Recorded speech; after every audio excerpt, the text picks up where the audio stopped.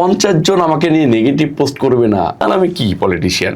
আমি যদি কোনো অন্যায় কাজে লিপ্ত হই, আপনারা আমাকে ধরিয়ে দিন। আমি তো দাঁড়িয়ে রেখেছি, দাঁড়িয়ে রেখে বিএনপির ব্যানারে মিছিল করেছি। আপনি যাই বলেন তাই ভাইরাল হয়, সেটা থেকেই মূলত মানুষ এটা ভালোভাবে নিচ্ছে বা অনেকে খারাপভাবে নিচ্ছে। আচ্ছা, আরেকটি বিষয় জানতে চাবো আপনার কাছে, আপনি কি আপনার ভিডিওগুলোর মিমস তৈরি হয়, মিমসগুলো দেখেন কখনো? আপনাকে নিয়ে মিমস তৈরি হয়? না, আমি দু একবার আসলেও ইগনোর করে চলে যাই, কারণ আমি মনে করি যে আমাকে নিয়ে আমাকে তো অনেক মানুষ ট্যাগ করে, আবার ট্যাগ না করেও ছাড়ে।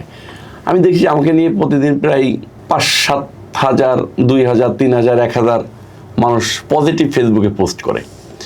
তো 50 জন আমাকে নিয়ে নেগেটিভ পোস্ট করবে না, এটা যদি আমি ধারণাই না করি, আমি যদি এই লোডটা না নিতে পারি, তাহলে আমি কি পলিটিশিয়ান? আমাকে তো আলোচনা সমালোচনা দুইটাই সামনে রেখে পথ চলতে হবে, তাই না? আপনি যখন রাস্তা দিয়ে যাবেন, আমি যে আপনারা এখানে আসতে সময় অনেক জ্যামের ভিতরে দিয়ে আসছি, তো এটা কি আমার জন্য প্রতিবন্ধকতা না? অবশ্যই প্রতিবন্ধকতা। তারপরে তো আমি আসছি, এসে কথা বলতেছি।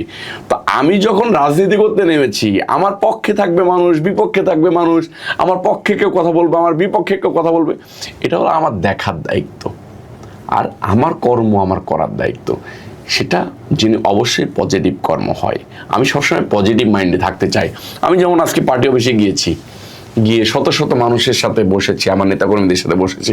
আমি তাদেরকে বলেছি যে আমি আপনাদের ভাই, আমি আপনাদের সহযোদ্ধা, আমি আপনাদের কাছে সাজেশন চাই, যাতে আমি কোনো প্রকার কোনো বিপদগামী না হয়, কোনো অন্যায় কাজে লিপ্ত না হই। আমি যদি কোনো অন্যায় কাজে লিপ্ত হই, আপনারা আমাকে ধরিয়ে দিন, এবং আপনারাও সকল অন্যায় থেকে বিরত থাকবেন। এটা ঢাকা মহানগর দক্ষিণ যুবদলের অফিসে বসে আজকে নেতাকর্মীদেরকে আমি নির্দেশনা দিয়েছি। আপনি এর আগেও ফেসবুকে পোস্ট দিয়েছেন এবং একটি বক্তব্য বলেছেন, আপনার নামে যদি কেউ চাঁদাবাজি করতে যায়, কোথাও টেন্ডার নিতে যায়, কোথাও গিয়ে আপনার নাম ব্যবহার করে, তাহলে যেন তাদের পুলিশে ধরিয়ে দেওয়া হয়। এগুলো কারা করছে? এগুলো তো যুবদলের নেতাকর্মীরাই করছে। আপনার নাম ব্যবহার কারা করছে? না, যুবদলের নেতাকর্মীরাই করতেছে, ঠিক এরকম না। যেমন আমি আসতে আসতে একটা ফোন পেলাম যে আমি তাকে চিনিও না, জানিও না, তার বাড়ি কোথায়, পরিচয় কি, বাবার নাম কি, কিছুই জানি না। সে আমার নাম ব্যবহার করে বলেছে যে আমি নয়ন ভাইয়ের পরিচিত। আমার কাছে জিজ্ঞেস করার পর আমি বলছি, না তো, আমার তো পরিচিত এরকম কেউ নেই, আমি তো তাকে চিনি না। তো একটা জায়গায় নেতৃত্ব থাকলে অনেকভাবে অনেকজন অনেক কথা বলে থাকে, সেটাকে ওভারলোড করতে হবে এবং তাদেরকে ধরে আইনের আওতায় আনতে হবে। নাম বেচা কিনা ব্যবসাটা এই সমাজে বেশিই আছে। আমরা দেখেছি 5ই আগস্টের আগে আপনার বেশ কিছু ছবি, লম্বা দাড়ি, যে ছবিগুলো ভাইরাল হয়েছে, এখন আপনার দাড়ি নেই। তখন কি আসলে আপনি কাইন্ড অফ বলা যায় যে লুকিয়েছিলেন বা পালিয়েছিলেন বা শিবিরের মতো গুপ্ত ছিলেন, তার জন্য দাঁড়িয়ে রেখেছিলেন? গুপ্ত শব্দটা শিবিরের সাথেই যাই। আমি তো দাঁড়িয়ে রেখে বিএনপির ব্যানারে মিছিল করেছি, জনাব তারেক রহমান সাহেবের নেতৃত্বে মিছিল করেছি।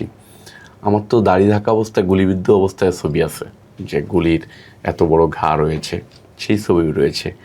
তো দাড়ি রাখাটা মুসলমানের জন্য একটা সুন্নাত। আমার তো এখনও দাড়ি হালকা হালকা বড় হয়ে গিয়েছে।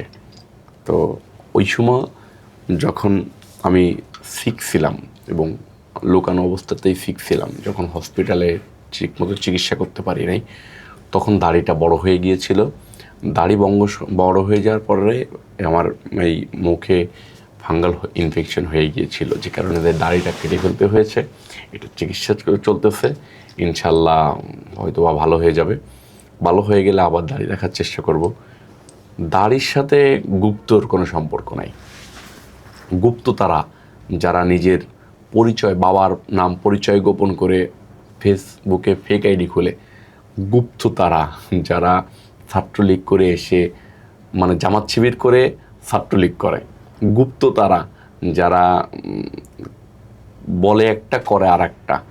গুপ্ত হলো তারা যারা ছলনার আশ্রয় নেই। রবিউল ইসলাম নয়নের ভিতরে ছলনার কোনো বালাই নেই। ধন্যবাদ আপনাকে।